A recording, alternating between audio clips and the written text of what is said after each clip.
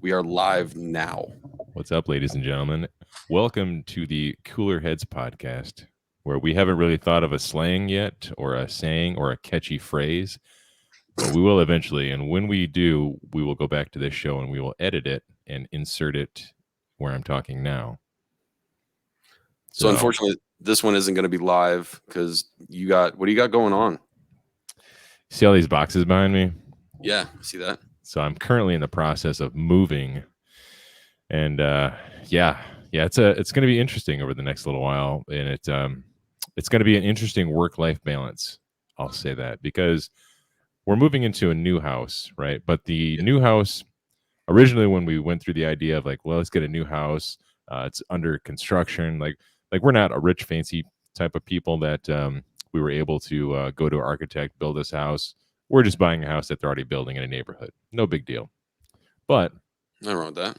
Through the labor shortages and supply chain issues, the finish date has been delayed. But my house is already sold, so I have to be out like by the end of this weekend here, and new house ain't done yet. So we're putting all of our stuff in storage, and we're gonna go move in a hotel room.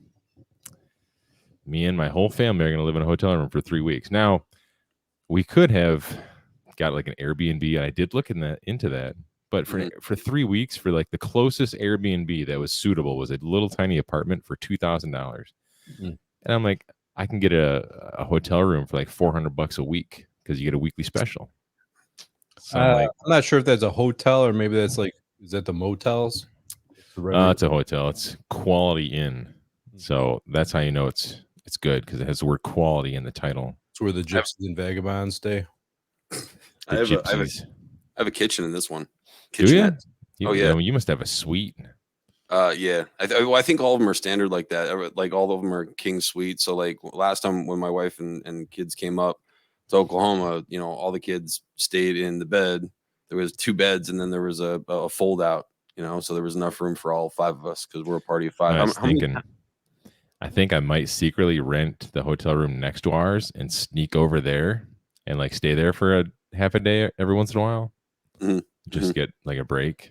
So how many is it then of like that are going to be in the hotel then? Me, the wife, and the daughter. Okay, so 3. Yeah, but it's not even a suite. So we have a microwave and a tiny little fridge. So that's like another logistical problem. Is I'm very particular about what I eat. I do a lot of food prep. Really? Yeah. So I'm not sure how I'm going to do any of that. You're going to get fat over the next 2 weeks. Fuck, I might as well just give up, start drinking. Just DoorDash. Just fucking DoorDash. Just do it. Because I'm going to go so broke DoorDashing. Like all the money I saved going from Airbnb to a hotel room. And my kids choking to death out there. Think about how many arguments this is going to relinquish, right? If you regular do the DoorDash rather than trying to cook with a hot plate or something like that in a small area with 3 of you, I don't think that's going to end well. No, I just might not eat. I'll just quit eating. Well, the other 2 are going to have to eat. Yeah, survival of the fittest. They make those little hot dogs in a can. Oh yeah, the little wiener. Vienna sausages. Yeah, Vienna sausages. I mean, I was looking into like veggie bowls, frozen things. But then I'm like, oh yeah, all I have is a mini fridge. I have to go shopping every single day because the freezer section is that big. Like a heart. I got nothing. I hurt you guys. No, you should have looked into like a big suite because I actually have a regular refrigerator in this room. Yeah, I don't know. I'm really budget conscientious about this whole move because what I have to do instead of moving directly into my house and saving money, I have to move all my stuff into storage. And I have to pay a crew of guys to come help me move all my stuff into storage because I don't have any friends because I'm a jerk, I guess. And they're going to come help me move all my stuff into storage. So I got to pay them. I got to pay for the storage. I got to pay for the truck. I got a giant playhouse that I built that I have to rent a flatbed trailer tomorrow. Yank that out, put it in storage. Like it's all just hemorrhaging money for this whole project, man. None of which I budgeted for because I didn't expect things to go this south. Expect the worst. You know, that's a good point, because I usually do that. Everything I do at work, for example, I always look for, what's the worst thing that could happen? Yeah. What could go wrong? And everybody's like, man, Bill, you're just so negative. And I've realized that I'm not negative. I'm a realist. That's it. I'm a realist. I am kind of negative, but at the end of the day, I'm more of a realist than just somebody who just bitches for no reason. So you have to move all your shit out by Sunday. Mm-hmm. Well, Adam, how close are you? You should have been over there helping him tomorrow. That's a good point. It's a painful drive, to say the least. I mean, if we were true blue, heart to heart, elbow to elbow friends, I mean, there would be no amount of traffic that could stop you from getting to my house and helping me. That is true. I did consider helping your mom out installing that furnace and air. Yeah, that's like 6 hours away. Yeah, but it's taken the guy that's doing it a month to do it himself. So yeah, you would have been there about a half a month. Yeah, that's not what I thought you were gonna say. Yeah. I thought that was going in the total opposite direction. Yeah, I was gonna help your mother out, and I was waiting for the punchline, and it didn't land. Sorry. I mean, that would be weird, having Adam as my stepdad. Yeah. That's if I played video games like PlayStation, if I played Fortnite and stuff, that's what I'd be shit talking the whole night. I'm gonna come over there and I'm gonna bang your mom. Just watch, kill me again. I'm gonna bring a friend and I'm gonna make him sit in the corner and watch me bang your mom. So Adam, what do you got going on this weekend? I got to work tomorrow, and then Sunday my son has a football game. My brother-in-law and his kid are coming into town for his high school reunion, and he's staying with us, which our house is not that big, so that's fun. And then my father-in-law, my dad, and my stepmom are all coming over on Sunday after the game for barbecue, so it's going to be quite a fest. That makes my anxiety hurt. Yeah. Well, so I guess tonight we were going to talk about work-life balance, which really rings true for both of you because, Adam, you're working tomorrow and, this is probably cutting into, you're having to pack at night because it's such a rush to get everything done. So, I mean, what are you guys doing? What are you guys doing? Luckily, yesterday, after I did my final walkthrough and got the news from the construction builder guy that the house wasn't ready, my employer was pretty understanding. He's like, yeah, if you need to take the day off, that's fine. Take the day off, get your stuff situated, So he gave me the day off, which is cool. Took a vacation day essentially. But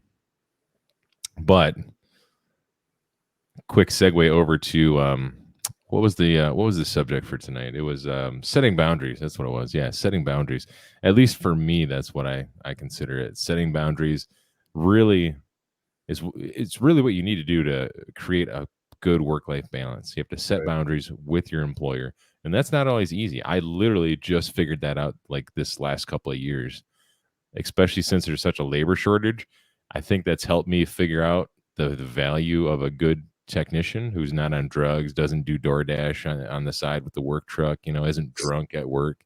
I'm like, yeah, dude, I do a pretty good job. How about you let me go home at a decent time 2 days a week? That's all I ask. So my boundaries were, I have a young kid and she goes to karate, and my deal was with my employer, 2 days a week, I need to be home by 5 o'clock. That's all I ask. 2 days a week by 5 o'clock. The rest of the time, if I got to work late, I got to work late. If I get home early the rest of the time, whatever. But 2 days a week, I don't think that's much to ask. And I explained it as, if you don't give me the 2 days a week, I'm probably going to slowly inch towards a divorce, and that's going to affect my work life. That's going to affect a lot of things, and my life's going to suck. So yeah, just let me go home at a decent time 2 days a week. Yeah. See, I don't have an employer, so it's hard for me to set boundaries like that. I have to kind of do that with my customers, and they get resentful. Some of them, at least, especially the ones that I've always been like super quick bent over backwards for. Exactly. So there's a couple jobs that we have going on right now that they're like, it's got to get done. It's got to get done. But I have my father-in-law recently passed away, or my mother-in-law recently passed away. My wife was basically living at their house. I was taking care of the kids, doing dinner, taking my son to football, doing all that. That sucked, dealing with that. And Doesn't she have a broken foot right now? she just kind of is getting over it. I mean, it's healed, but it's like a year to heal. So she's walking on it, but she can't walk long, you know. Hmm. So yeah, my life the last year, like dude, ever since COVID has sucked. Like the stress of everything, I kind of went downhill during COVID. I definitely was depressed. I got to the point where I was, drinking, and I was just kind of laying in my room, laying in bed. And That sounds fucking great. I would love to just drink and lay in my room. but then it was like big fights all the time with my wife. So now, shortly thereafter COVID started, I made a point to and I was drinking a lot. Like during overtime shows, like I would drink like a half a bottle of scotch, in the time period we were on, and the short time hanging out after. Um but yeah, so I quit drinking, and then I tried to become more present. We've been going on walks, me and my wife, try to spend more time together, taking my son to football, which that's super annoying, let's be honest. During practices and stuff, they don't do anything half the time. You're just sitting there watching your kid do nothing, and you're like, do this at home, but Speaking of like kids and doing those fun activities with the wife and stuff, I literally just started doing that too this year after the whole COVID thing. We're out more in nature, doing the trails and whatnot, and we try to enjoy our time together. The biggest thing that the biggest takeaway that I have learned from this whole COVID and the stressful life from work is like all that stress, I still bring it home. And like if I had a bad day at work, I mean, I don't hide it very well. I'm not one of these guys where I just like, I take my hat off at the door and I hang it up, because that's where work ends and home life begins. And part of that is because when I get home, for one, I'm still thinking about work, or two, work is still calling me about dumb shit or sending me emails about dumb shit.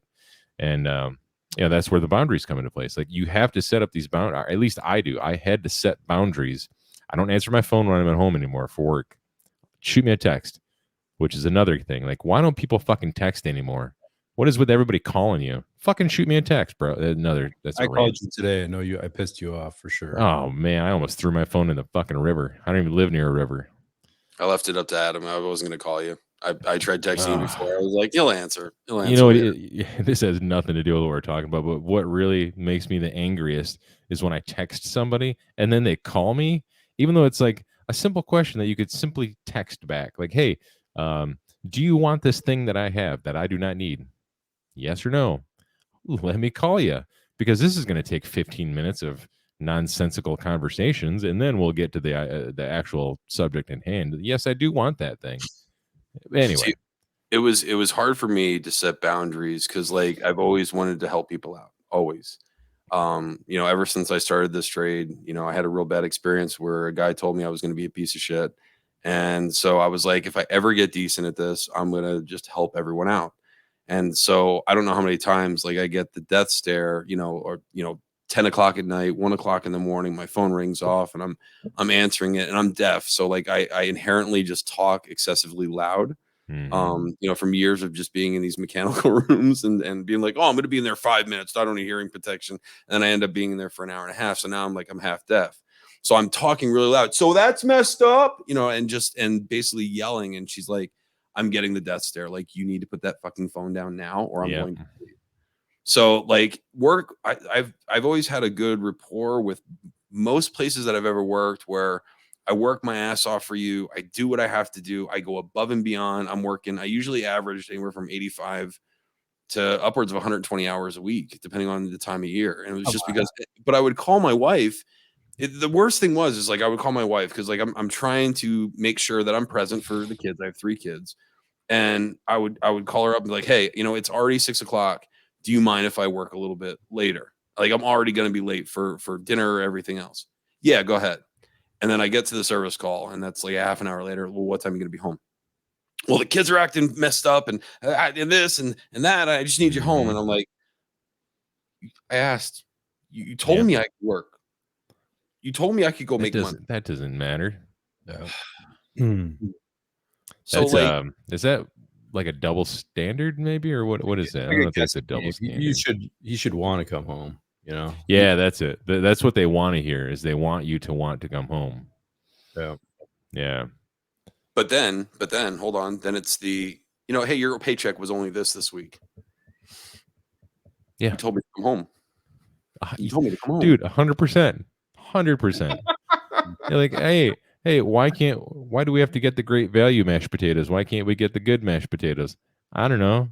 Maybe because you're mad every time I go to work.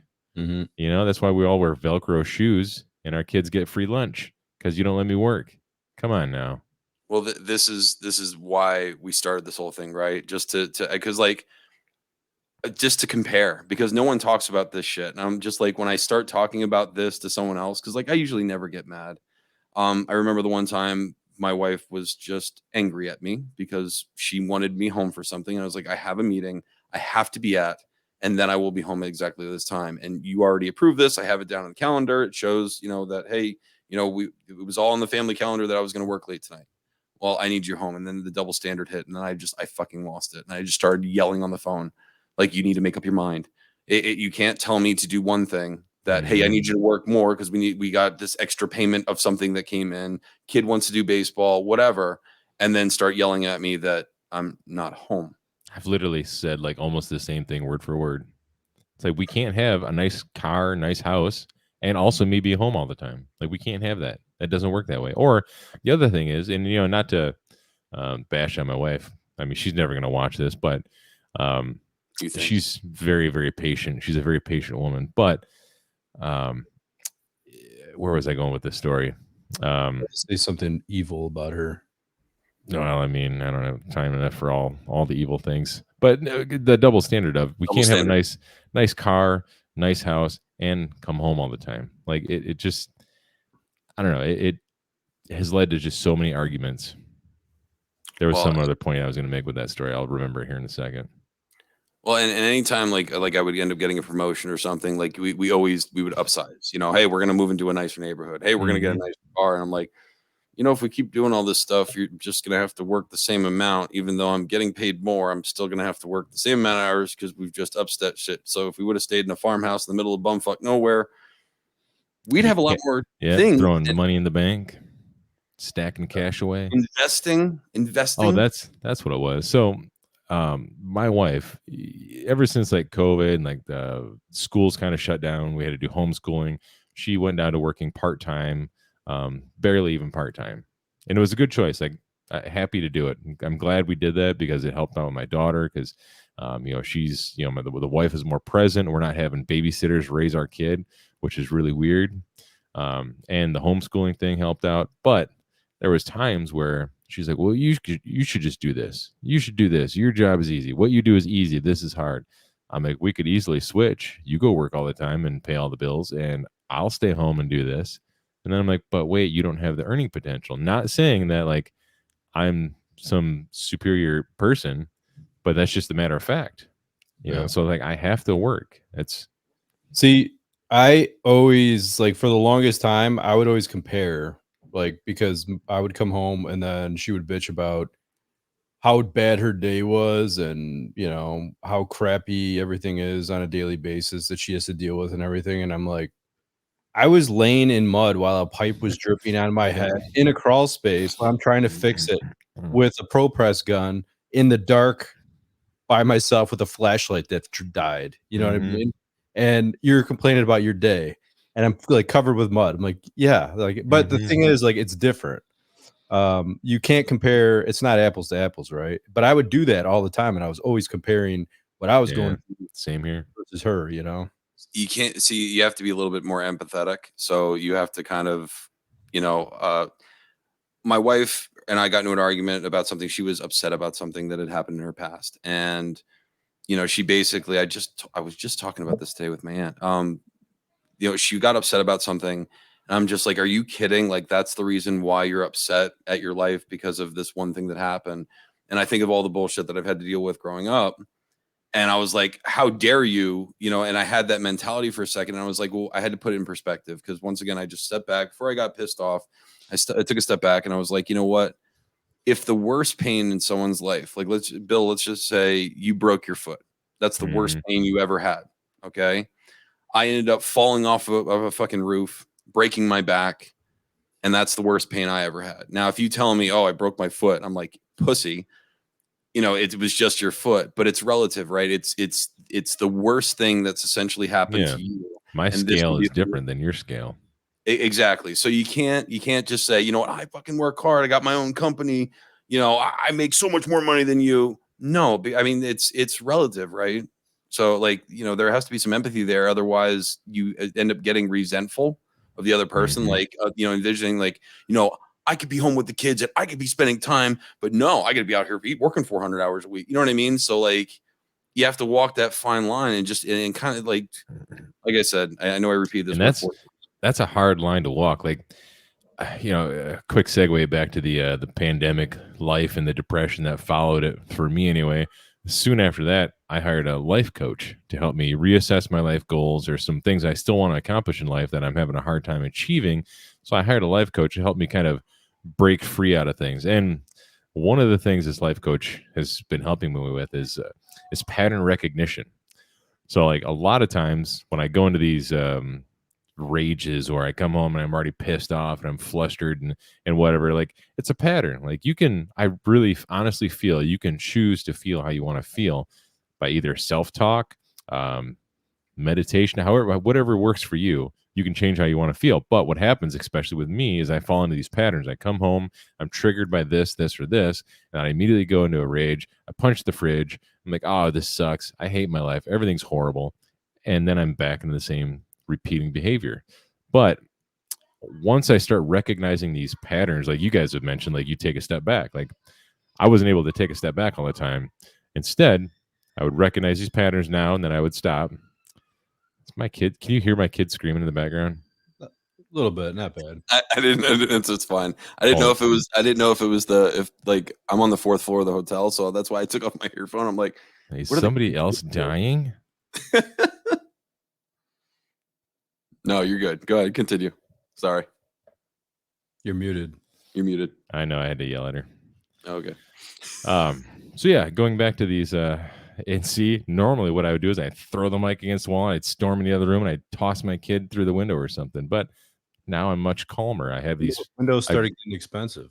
Yeah, windows started getting expensive. You know, I couldn't afford those shatterproof ones, and so now I recognize these patterns, these behaviors, and I try my best to break them so I don't fall into the same grumpy old, you know, poor attitude that I always have.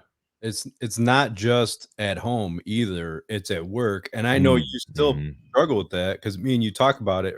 So a lot of times me and you are the first ones up in the morning and we're talking back and forth, whatever. And like I say the same stuff to you. I'm like, yeah, another bullshit day, blah, blah, blah. Like before anything even starts, we're already bitching about our day, right? Yep. Because we know what's gonna happen. Right. Yeah. But again, part of that too is self-talk. There's a thing called priming, and I don't know how you guys feel about Tony Robbins. Some people think he's a cultist or whatever, but is priming like edging? No. Is that the one where you wear a belt? No, around your neck and you're you go to the end and then just stop. It's like planking. Yeah, is this like some sort of sexual thing? Yeah. Okay, that's for our other podcast. That one starts in an hour or so. Yeah, that's for the Sexy Time podcast. Completely derailed my train of thought there. What were we talking about again? Something about work. Priming. Oh yeah, priming. So priming, it's sort of like it's just a process of self-talk. You choose whatever you want to talk about. Like for me, I have certain goals that I want to achieve, and the best thing to do is to keep those goals or whatever it is you want to achieve at the front of your mind at all times. There's a book called Think and Grow Rich, where the entire book is literally all about this, where all these people who have attained these high levels of success, whether it's through money or things they invented or achieved all their goals, a majority of them never lost focus on what they wanted to achieve. So priming is like every day you wake up and you use imagery, words, whatever works for you, to imagine where you want to be in life, what you want to accomplish, whether it's like, I'm going to be in a beautiful state of mind all day long. And when I get home, I'm not going to be frustrated with my family. I'm going to be good at work. It's going to be a great day. You know, if you constantly, it's kind of like faking it till you make it sort of idea, I think. Yeah. I mean, I try to do that. I definitely try to do that for sure when I walk in. I need to work on it on the work side and try to be a little bit more positive throughout the day. It'll probably make me happier in life in general. I try to do that at home. But there's times that, it doesn't work out as well as I'd like. But, I have a question. Do you guys actually have a routine? Like I don't. I don't have a routine. I get up at 4:30 in the morning. I stare at the clock for an hour and a half, hoping I can go back to bed for like another hour, and then I start getting the kids up to bed. Do you guys actually have a routine? Because they do say that I do. people that have a routine are extremely more successful. See, I have a routine that I'm still fine tuning. My ideal routine is I get up at 4 a.m., I brush my teeth, do my little bit of things, make the coffee, and then I get to the gym about 4:30, and then I'm done exercising about 5:30, maybe 6. And then what I would like to do from 6 to 7, I really want to journal a little bit because I think journaling it's a great way to exercise your mind, get things off your brain, and reassess your goals for the day. And it follows along the same principles as priming and positive self-talk. And then also spend a little bit of time reading on something, personal growth, HVAC book, whatever it is. That's my ideal routine. Right now, I'm struggling with the last part of actually getting a little bit of time to read before work because I have one job a day and I have to drive 9 hours to get there. So I have to leave extra early most of the time. yeah, I have to feel relaxed to read. I tried reading in the morning, it doesn't work out very well, but most of the time I wake up, I don't know, 5:30 or in the morning, sometimes earlier. Yesterday, I woke up at 3:30 in the morning, couldn't go back to sleep, so I was at the shop by 4 o'clock in the morning, unloading the truck and that. Damn. But every morning, no matter what time it is that I leave, usually around 5:45, 6 o'clock, I leave the house. I go to Starbucks, pick up my super overly priced coffee that's ridiculous, and then go to the shop, go through emails and that, and whatever. No exercise for me. I really should, but yeah. You should. Everybody should. That's another thing that'll help your mental game is once you start feeling better physically, your strong mind, strong body sort of thing, like start feeling better physically, your mentality will slowly come into play. It'll slowly get better, I think.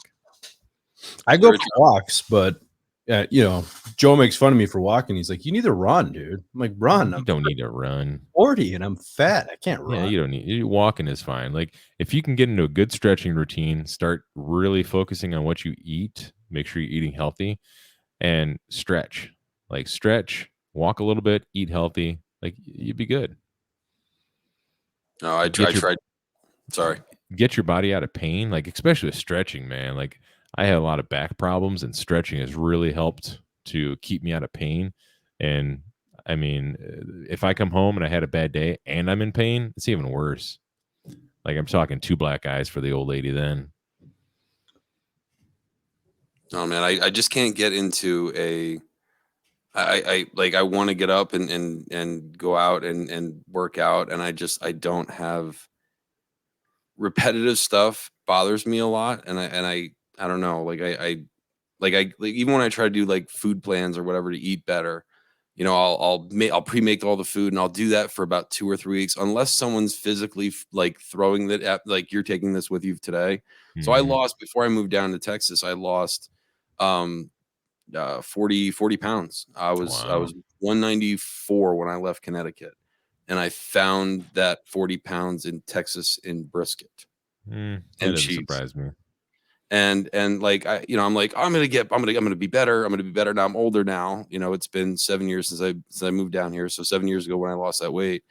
But I don't I have a hard time exercising unless it's something like I used to skateboard a lot when I was a kid. Imagine skateboarding now.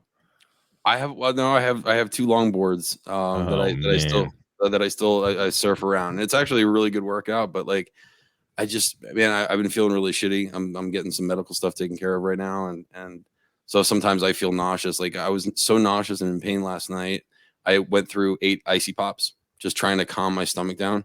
Hmm. It was the only thing that actually felt nice. Interesting. How many calories is that? Oh, I have no idea.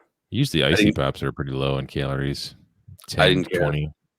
I did not care. I felt like shit. I have to get another upper GI and figure out what's going on. So that's fun. See, I'm telling you, man, you get your diet in order. You're absolutely right, and I'm not going to disagree with you at all because I know if I eat better, I'll feel better. But I'm a big pile of shit, and I'm just always busy with And bunch see, of like stuff. I tried doing this whole diet and life change thing like on my own, and I just struggled for so long, making no gains. I lost no weight. I wasn't feeling better mentally, physically, and I just needed somebody to help me focus. Like, all right, this is what we're gonna do this week. It was like a lot of stuff that I had already tried, but not to a certain extent. And for whatever reason, having that extra person there, like holding my hand through the process, saying, "Hey, let's try this. All right, this didn't work. Let's try this. And then let's try this." And then we found something that worked. And I'm like, all right, let's hone in on this. Let's fine tune this. And I mean, it's been great. Like, I think over the years I've lost. Well, the heaviest I ever was 311, and I'm right around 200 right now. So I mean, it's been a game changer. Nice. Back pain. Is it the life coach that's helping you through it? Because I mean, one of the things that made it successful when I lost all that weight last time is that my wife and I we're actually doing that together, which brought us closer because we're like, I can't believe we're eating this. Because she tells me for the diet, she's like, hey man, first week, all the meat we can eat. All right, but what she didn't tell me is after first week, there was no more meat. No more meat. That's a fucking hard diet, man. It's crazy, dude. I dropped I was dropping almost 10 pounds. No, maybe 7 pounds a month, because I think we did it for almost about 6 months. So it took me 6 months to drop 40 pounds. But like, it was like, I'm begging. I'm like, can I have something other than a carrot and hummus? Can I have a beef stick? Well, that kind of sounds like that whole thing that Rick HVACR Survival was doing, but he had like bars, and I think he had to buy a lot of the food that he was eating and like carry it around. It was that type of deal. Yeah, and see, like with his was mostly like he would get one meal a day, really, and then the rest of the time was like bars and shakes. And I mean, that kind of works, and I tried that, and I did have some success with it, but it was hard to maintain because you're constantly starving yourself. And this is kind of off subject of work boundaries and whatnot, but I think it'll benefit some people out there. So with me, what I eventually found out is that this whole time I was trying to eat less and less and less and less and lose weight. And I figured out that, for one, I should eat less for a little while, cut back, get my diet in order, and then slowly bring my calories back up to 3,000, maybe even 4,000 on my really active days. And then this way I can cut back. Because if you're on a diet, I mean, what are you going to go down to 1,500 calories? You start losing some weight. What are you going to go down to 1,200 calories? I mean, you can't keep cutting calories. That's impossible. So you have to bring it back up. You have to reverse diet out of it. And essentially, you're fixing your metabolism. You're giving your metabolism a time to readjust to this new way of eating.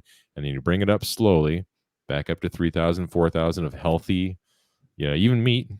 You can eat a lot of meat. Healthy, non-processed foods, 3,000, 4,000. And then every once in a while, cut it back to 2,000 for a month. I think a lot of guys out there, running calls, doing service, this and that, their diet is like energy drinks and fast food. Yeah, cigarettes, nicotine, Red Bull, and anger. That's about it, right? Smoking skags. And then they go to retire and they're like 60. I'm like, oh, both my knees have been replaced. My back is killing me. I'm so fat. I got diabetes. I can't walk. I'm like, yeah, good luck with your golden years. You ride off in the sunset on a fucking Amigo. Amigo? Yeah, a little electronic cart. Oh. Amigos. Looks almost like a Vespa, but not. No, like those things you see in Walmart. Oh, okay. I didn't know what they were called. The big giant fat people movers. Oh, those ones. Okay. I know what you're Yeah, those ones. And they're like, oh, I'm retired now. And I'm like, yeah, but your fucking life sucks because you didn't take care of yourself at all. So, yeah, good luck with the next 5 years that you'll be living. I am honestly considering making a major life change right now. Like, I'm in the process of exploring the possibilities. Do it. And then let me know what it is. I'll do it with you. Oh, maybe, as long as you're not transitioning into a woman. Let's see. November's already over. October, September. I don't know. We could do know something, whatever month coming up. Know what? I don't know. Not eating fucking garbage. No broccoli November. No, we have to eat. I eat broccoli every day. We're supposed to grow mustaches in November, actually. Oh yeah, Movember. Yeah, I'm gonna do that so I can be like Eric Kaiser. Yeah, that dude's funny. So yeah, no, I am sick. I'm at the point of like, I'm past, having a breakdown, because I definitely had a breakdown. I was like at the point where I did not want to. I didn't care about losing jobs at work or this or that. I'm just like, I don't even care anymore. Like, I'm sick of it, dealing with it. I'm sick of the stress, whatever. And I think a lot of that was drinking. And then when I quit drinking and I started going on walks and whatever, I started feeling better. So now I care more again, but I'm kind of over it. I'm over the stress and I want to spend more time with my family and all that. Mhm. So I don't know what I'm going to do. I don't know if owning a company is what I want to do. Nope, it's And definitely not. Sell. I, I don't know if I ever said that before. I might be looking to make a move, Fuck yeah, bro.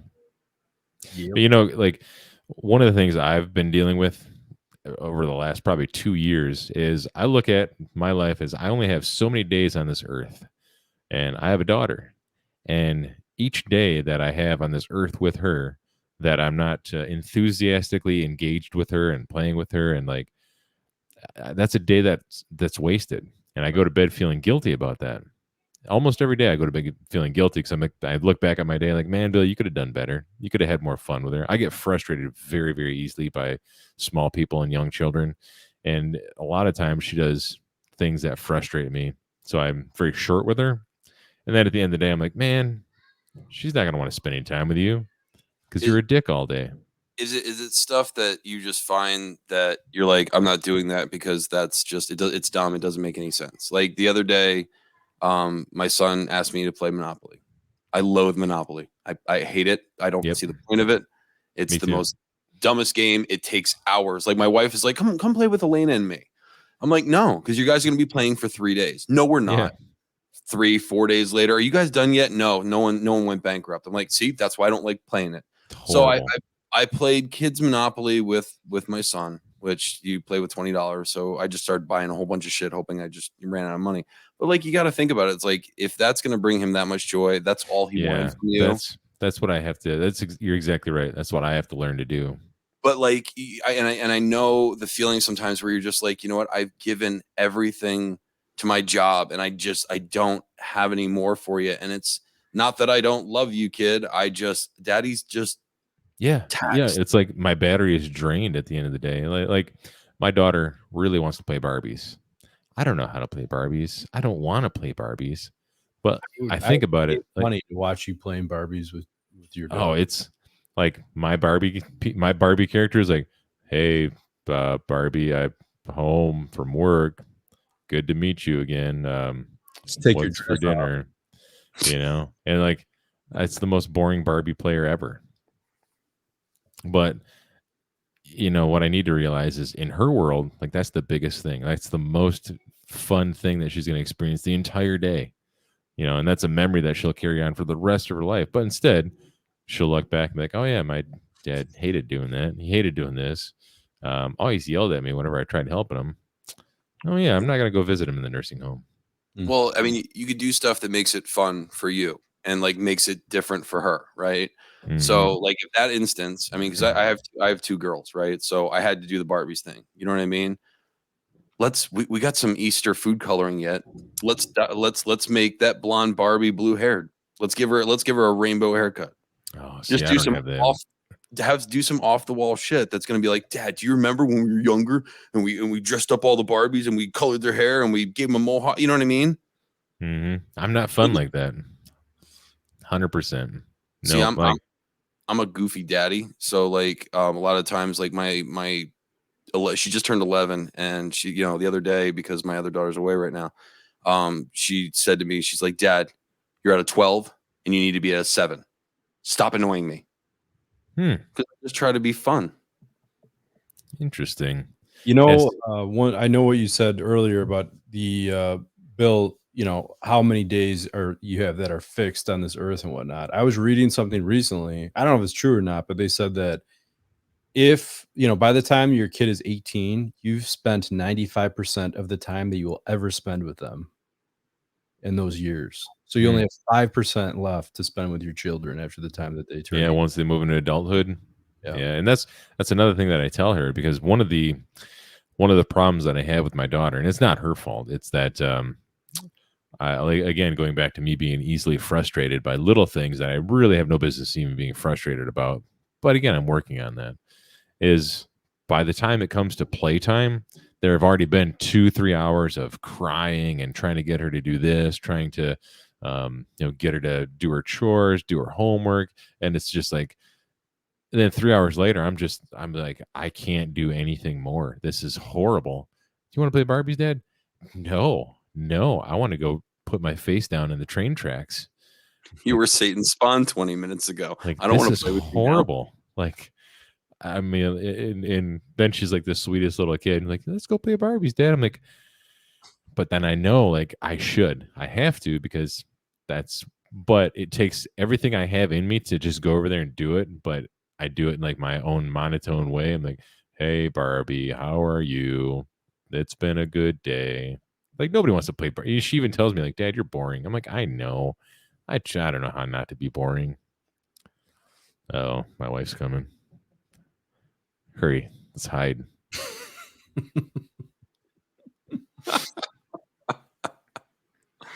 She doesn't want to be documented. No, she doesn't want to be on film. She's like Bigfoot.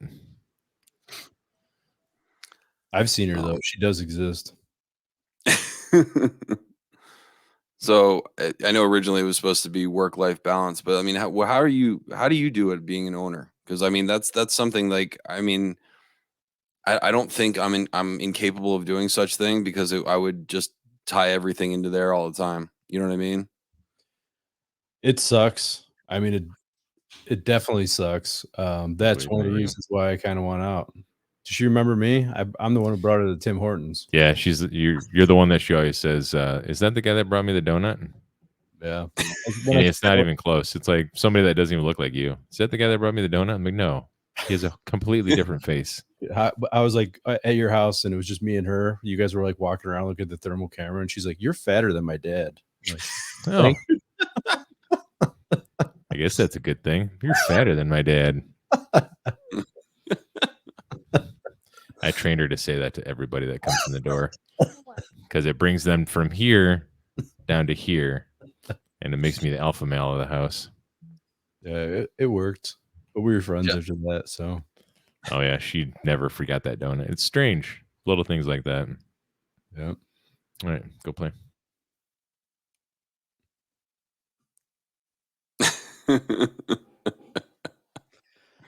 So yeah, it's I think I want out, to be honest with you. Like, I'm at the point where I always thought, like, I was working for my dad. I'm like, I could do it better. I can make more money. This is going to be easy. And it's not easy. And like, when you try to scale something, it's hard to do that. Or I'm struggling with it. I'm not good at it. You know, I micromanage things. I like things done in a certain particular way. And I want to make sure, like, for the customers, we do the best job we possibly can. When somebody doesn't do a good job, it really irritates me. 100%.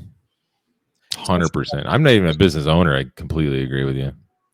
That's why I can't be a business owner. Like, I thought about it a dozen times. Like, I could do a commissioning company. We'd make a boatload of money. But then if I start getting too big, where it was spread too thin, then I'd have other people working for me. I'm like, I don't know if they're going to do it the way that I would do it. Yeah. You can't control the quality product. Your name's on it, right? So, like, you want it. I'm not saying other people aren't incapable. I'm just more of a control freak. Mm-hmm. Yeah. I had my own business for a little while. It was an appliance business, and it was a franchise.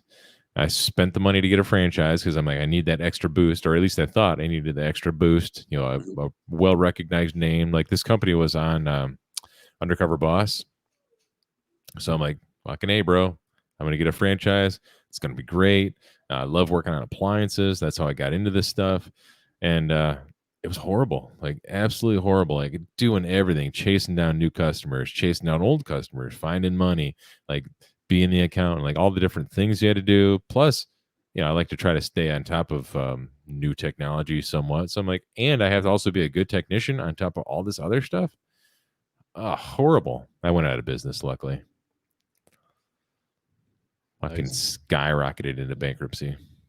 And that's why I work for someone else. I'd rather work for someone else and let them worry about the business. Because like I now with the job that I have, because I am in charge of training for a very big company, and so like there are some days where I'm just like, oh my God, like I got to get this done and I got to get this done. And I've had to, talk to other people and just be like, prioritize, because that's something that I don't do very well. I'm just like, I need to do this, and then I need to do this and this, and I'm all over the place, and then it seems like I never get anything done.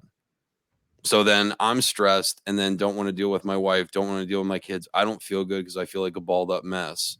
So I kind of just had to take a step back and just look at one thing at a time and just kind of prioritize. What's Adam got there? Dog. Puppy. What's up, dog? Well, you're lucky. Is that the missus? Yeah. Bring her on. Let's see what she has to say about everything that we talked about. She has no interest. Crank up the speakers so she can hear us. Nope. Not today. I know like Chris has done a little bit of a show with his wife, like the HVAC life with his wife, and like as far as I know, that's been the only real view from like the other half, whether it's a husband at home or a wife at home or whatever, the other half of an HVAC life. Although, what about Rick? I don't know if that really counts because he doesn't really let his wife talk all the time. You get know to what I mean? see exactly what happens behind the scenes over there. Because he's push the button. Did you push the button? Why the fuck did you push the button? It's not fucking you working. fucking bitch. I told you not to push that fucking button. You're just goddamn useless, just like your fucking mom. I knew I never should have married you. You act just like your mother. I'm like, oh, Rick, calm down, man. Relax, bro. Relax. So that's not like a true view into it, but I'd be curious just to see, a couple of wives on the other side of things talking about it. When we first started talking about doing this podcast, like, I actually reached out to Nathan Orr and see if his wife and him would actually be interested in coming on, because I'm curious. I have questions. And because they have 5 kids, and for like 2 years they lived in an RV, and like I would have went to jail. I don't think I could have lived that 100%. long in a trailer, with 5 kids and my wife. But see, I think a guy like Nathan, though, he can make it fun. Like he has the ability to take like that whole situation and just like, I'm sure he would come home, he's like all fun and goofy with the kids, just like making it fun. He comes home and he's like, flirting with his wife, and he's probably real nice to her. Like I don't do any of that. I mean, date nights? Well, nah, I don't flirt. Nah, I don't do none of that. All right. Well, I mean, you're probably right, because I mean, if you could go to school the next day and say, "You'll never believe what happened. My dad fought a goat last night." Mm-hmm. 100%. They put something in the water where Brian and Nathan live, right? I mean, they both have a lot of kids, and I think both of them lived in trailers not too long ago. And both of them homeschooled too, I believe. Maybe that's it. A lot of stress. Like, imagine doing this and having 10 kids. Oh, I mean, 10 kids, man. Maybe that's the key to just have lots of sex. Well, have all the kids do shit around the house.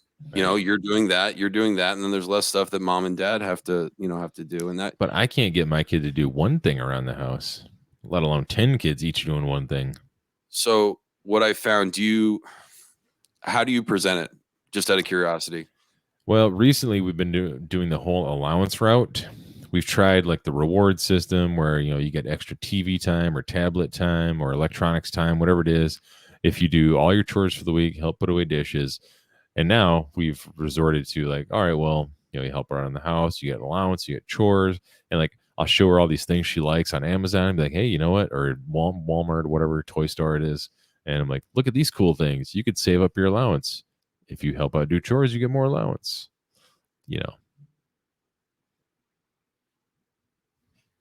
No, that's something I struggle with. Both my daughter's rooms look like Baghdad.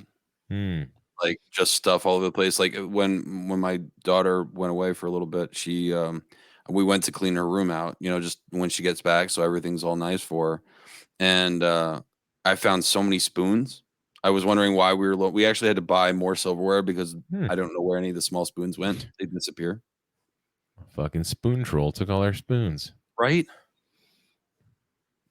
But no, it's tough. Like, it's trying to figure out what's relative, like what you can, try to get them to do, so they realize, because like my middle one is always asking for, I need money for road bucks. No, you don't.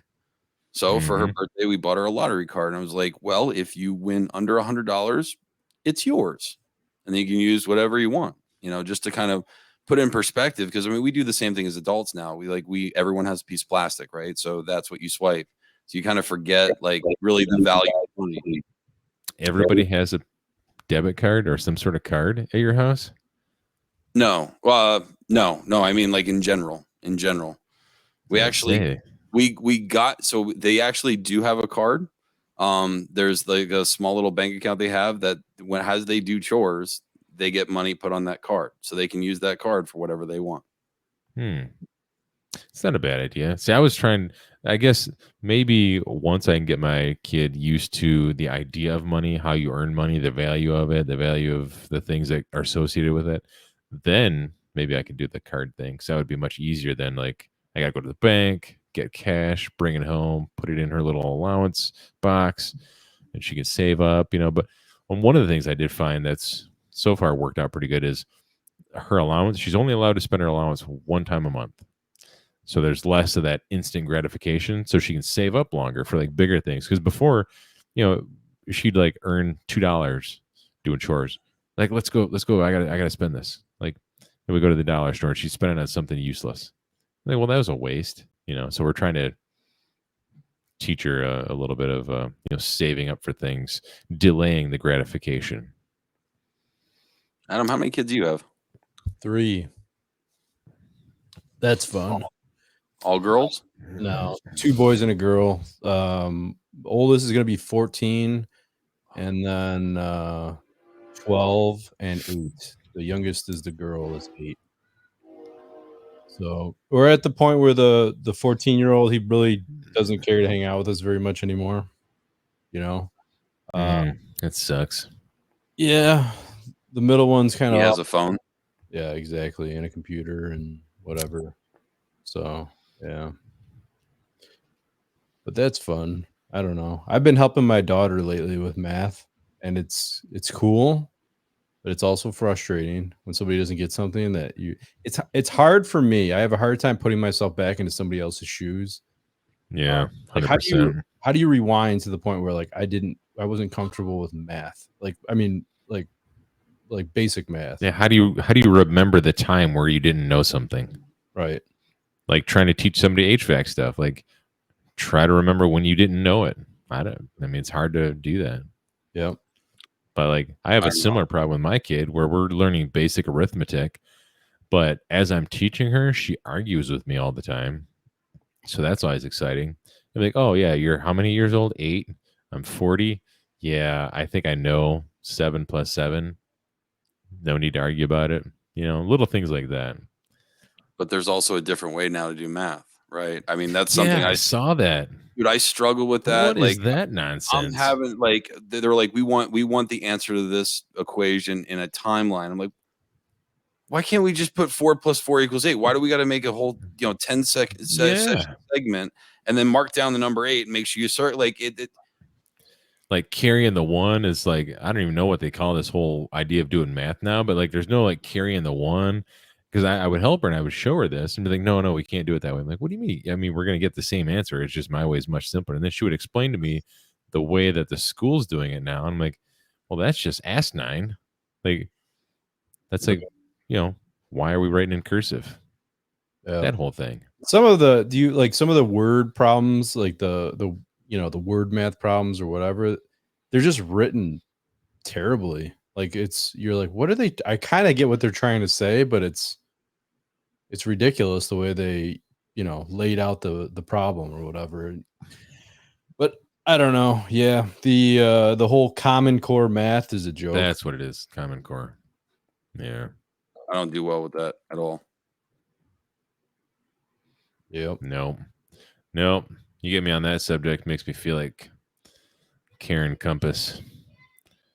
Yeah, that's just dumb. Fucking hate it. It's real stupid.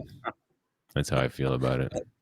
I don't know how many times I got that I actually had to look shit up on Google because like she'd tell me that's not the way we do it. I'm like, it's addition or Mhm. division or whatever the hell it was, and they're like, I'm going over the stuff. Please excuse my dear Aunt Sally. You know what I mean? And she's like, no, that's not the way they do it. Now you have to do it this way because if you don't show your work a certain way, we don't get credit for. It. I'm like, Yep. but that's the dumb way to do it. Like, why? Yep. Well, it's because we're slowly moving into the world of idiocracy. Yeah. Pretty soon, we'll start feeding Brondo to our plants, and doctors will start mistaking which probes go in which hole. That's You got to taste it to figure out if it's the right hole. yeah. They go, oh wait, no, that's the one that goes there in your butt. Yeah, I just watched that movie. I think literally 2 days ago. love that movie, dude. It's so true. Welcome to Costco. I love you. That's where we're heading. Yeah, 100%, dude. 100%. Like they had their president was a former ex-professional wrestler. Our president was a former professional. I mean, he wasn't really he's actually in the Pro Wrestling Hall of Fame. So, and he did wrestle a little tiny bit, but it was like there was so many things that like lined up. I'm like, dude, this is a documentary. It's not a movie, it's a documentary. Somebody from the future came back in time and made this movie. The intro to that movie is utterly amazing. It's where they're basically showing the one couple which are waiting to have kids doing the responsible thing. Yep. And then you see the line of the one cat that starts cheating on that wife, and then there's like 40 kids that end up popping up, and then something happens, he gets stabbed in the nuts or something, and then he gets that fixed and has 40 more kids. Mm-hmm. And then like the sophisticated looking couple, like we're putting it off. And then I think she said the wife said her husband died at one point during that intro. Yep. Yeah, he died of excessive masturbation or something. It was belt. Awesome. No, it was the belt. It was the belt. It was the belt. See, something involving a belt. He was edging it on. Well, guys, weird. I think it's about time to wrap it up. Rapidappa. I think we beat this subject pretty hard tonight. Did we? Do we even talk about it? I mean, I think I think maybe 20 minutes. Yeah, we had a hard time staying specifically on task, but I will say everything around what we were talking about coincided with the main subject at hand, which is setting boundaries to improve your quality of life. Set boundaries with your employer. And let me tell you guys, anybody out there listening who's afraid to set boundaries with your employer, look around at the pool of technicians that you work with. At least 70% of them are dumb and lazy. And I mean, that's one of the things that sort of helped me set boundaries. I'm like looking around, I'm like, wow, these are a bunch of dumb shits. They're lazy, they're drunk, they don't show up for work half the time. I do all those things, and I'm afraid to go to my boss and say, hey, I need to be home at least 2 days a week on time at a decent time. Hold on, let me all right, this is me by myself here. What's going on here? No, my internet is horrible. I'm in the middle of the panhandle of Oklahoma, so I'm fighting everything just to stay online. So I just keep cutting. Bill, you coming back? I had to mute because my wife had to walk by me. You don't want to hear. My wife doesn't like being on camera. She's a vampire. Loud. She's loud as she walks. Yeah. You wouldn't see her if she was a vampire. That's a good point. Well, with that note, let's get out of here because I'm wrong. All right, guys. Yeah.